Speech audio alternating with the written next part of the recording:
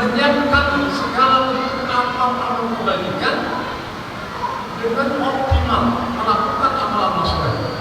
Di antaranya apa? Baca Al-Quran, infak, dan seterusnya.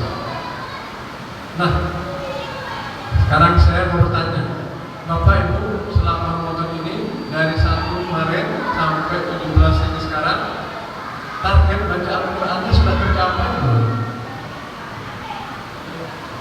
Nah itu pertanyaannya, contoh sederhananya.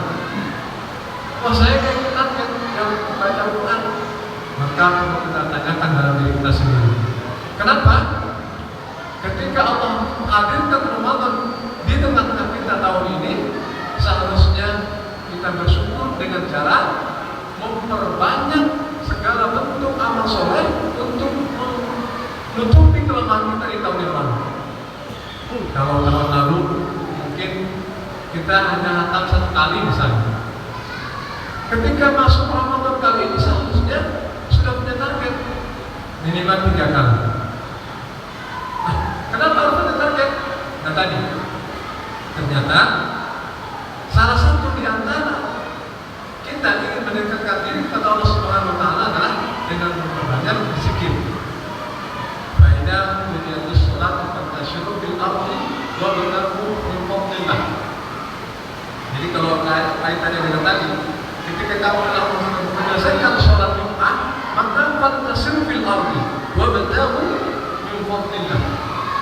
Ya, bertebarlah di muka bumi dan carilah rezeki yang Allah berikan kepada kita. Kemudian wadhkuru ni'matallah katsiran, perbanyaklah zikir. Ya.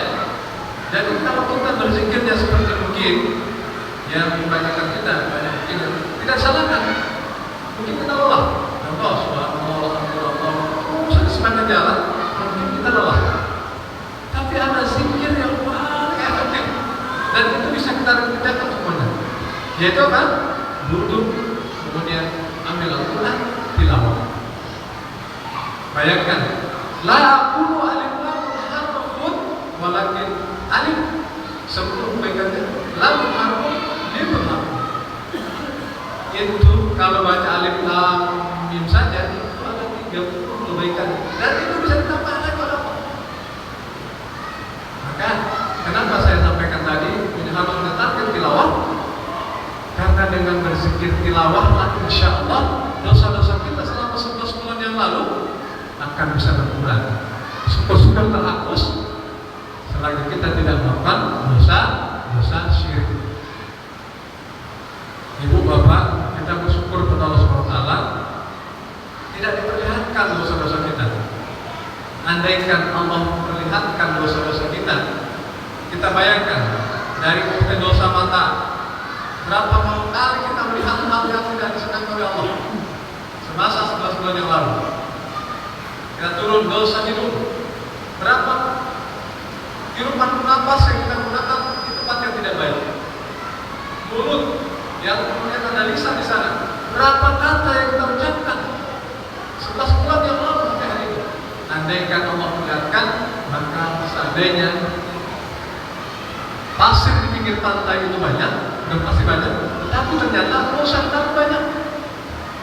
Dosa kita banyak. Tetapi Allah kasih kemudahan ya untuk bisa mengurangi dosa syukur dihapus, yakni perbanyaklah zikrullah, berzikir kepada Allah Subhanahu wa taala. Di antara zikir yang paling efektif tilawah. Nah, ada satu kisah yang subhanallah, ada 2 sahabat Rasulullah SAW. Yang satu syahid di jalan Allah. Ya, tahun yang kemarin misalnya meninggal. Kemudian sahabat yang satu ini berdoa kepada Allah. Di doa kita nih sebelum puasa, Allahumma barik lana fi raja'a wa sahban wa ballighna Ramadan. Ini sering kita ucapkan. Dan sahabat yang belum meninggal ini, dia berdoa kepada Allah, ya Allah, pertemukan aku Ramadan tahun ini. Aku ingin melaksanakan ibadah di Ramadan yang ini sekarang dengan sebaik-baiknya. Kemudian Allah takdirkan, Allah pertemukan dia dengan Ramadan.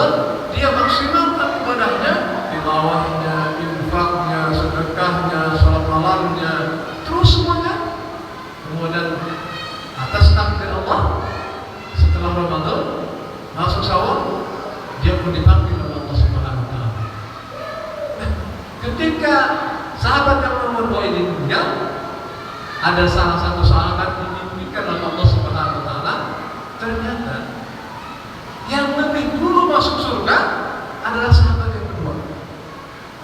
Nah, karena kejadian ini, sahabat yang dimimpikan ini terus kurang paham, bertanya kepada Rasulullah, "Ya Rasulullah, saya dimimpikan bahwa 2 sahabat yang sedang meninggal dunia, yang satu syahid, kemudian yang satunya tidak syahid, tapi dia bertemu dengan Ramadan, tetapi yang lebih awal masuk surga adalah sahabat yang bertemu dengan Ramadan. Sebenarnya posisi syahid itu seperti apa ya Rasulullah? Apakah lebih baik daripada Ramadan?" Nah, kemudian Rasulullah jawab, syahid di jalan Allah itu adalah kemuliaan, dan insya Allah dia akan masuk ke surga Rasulullah. Tetapi jika ada orang yang berharap bertemu dengan Ramadan dan dia maksimalkan Ramadan, maka dia lebih mulia. Bayangkan, orang yang bertemu dengan Ramadan melakukan aktivitas yang baik, yang soleh, dapat pahala, ternyata bisa mendahului orang yang sanggup setahun yang lalu. Jadi, kenapa kita tidak bersedih ketika nanti sebentar lagi akan ditinggalkan oleh Ramadan? Kita akan ditinggalkan oleh Ramadan mungkin 14 hari, 13 hari ke depan. Seharusnya kita sedih. Kenapa sedih? Karena kita tidak pernah tahu apakah tahun depan akan dipertemukan lagi bertemu dengan Ramadan. Bayangkan, target yang hari ini sudah kita siapkan belum tercapai. Kita sudah tahu tahun depan belum sampai Ramadan kita telah wafat. Ya Allah, berarti begitu banyaknya kerugian yang kita dapatkan.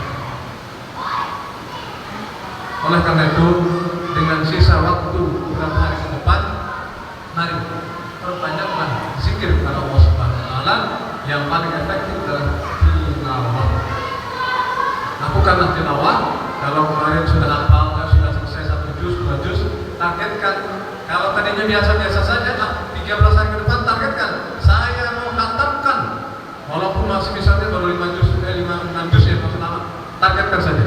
Mudah-mudahan tercapai. Kalau tercapai nanti tahun depan kita akan tunggu. Kapan ya Ramadan lagi? Kapan ya Ramadan lagi? Nah, inilah yang dirasakan oleh para sahabat di masa itu. Kenapa? Karena dia merasakan segala bentuk amal-amal soleh di mana Ramadan itu dinilai langsung oleh Allah, mereka begitu senang. Nah, maka ketika akan berpisah dengan Ramadan, mereka bersedih.